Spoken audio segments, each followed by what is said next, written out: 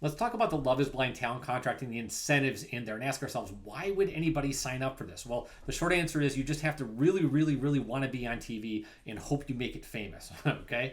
Because the most you're going to get out of this contract is $8,000. Section 49 says producer will provide me with a total cumulative amount of up to $8,000. So basically $1,000 a week. And then according to Section 28, if you're there for like the reunion show or something, you get a little bit extra. But you're pretty much maximum for the 8 weeks, like $10,000. So you have to really want to do this.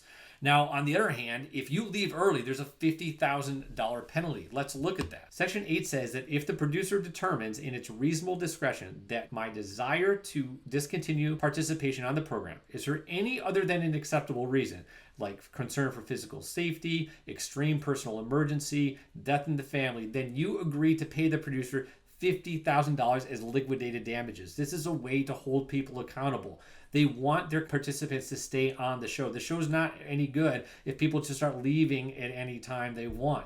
Netflix is investing money in the show, so they have to hold people accountable and recoup their investment. That's the reason for this liquidated damages clause. But in comparison to the maybe $10,000 you get paid by Netflix for being a participant, it really doesn't really add up.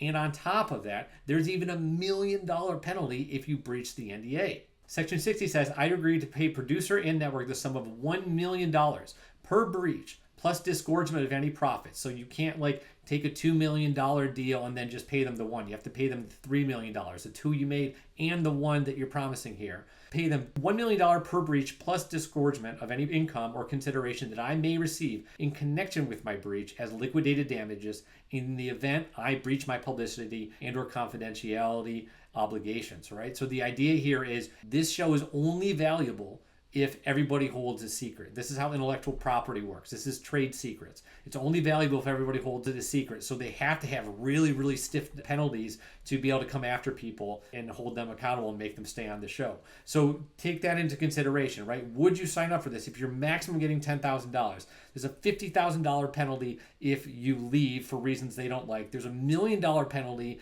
if you breach the NDA. And they get to paint you in false light and make you look silly on TV. Like, look at these other clauses about that. Here's an example. Section 19 says, I further understand that my appearance, depiction, and portrayal on the program and my actions and the actions of others displayed in connection with the program may be disparaging, defamatory, embarrassing, shocking, surprising, and of an otherwise unfavorable nature, and may expose me to public ridicule, humiliation, and or condemnation, and may portray me in a false light, right? So it's kind of like you get what you're signing up for. If you're going to try to be a reality star and you get lit up on camera or through the media and people decide they don't like you, that's part of the deal. And this is what this clause is saying, that all that's on you. And it goes even further. If we scroll down a little bit further to section 20, it says that I specifically authorize producer and his designees to conduct a criminal background check on me. And there are also parts of this contract that say that they're allowed to do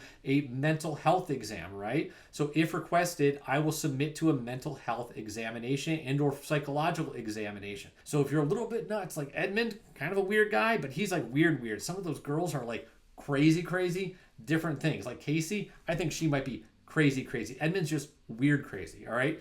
It says that I acknowledge and agree that any such information obtained by producer pursuant to this paragraph may be used, broadcast, exhibited, distributed, advertised, or otherwise exploited by producer as part of the program.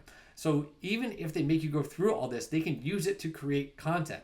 Now, I don't think they actually would. I don't think you'd get a lot of people applying to be on the show. You'd really hurt like the talent net that you're casting.